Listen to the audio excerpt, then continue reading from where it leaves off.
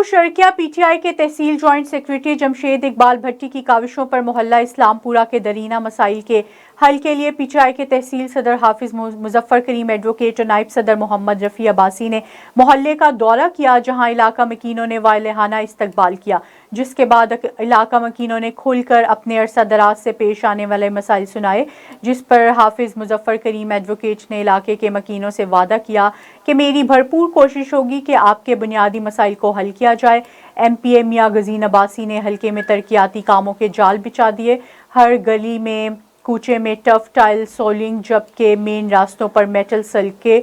और ओवर जैसे मंसूबे पर तेजी से काम जारी है। जल्द ही मोहल्ले इस्लामपुरा में तरक्याती काम शुरू हो जाएंगे।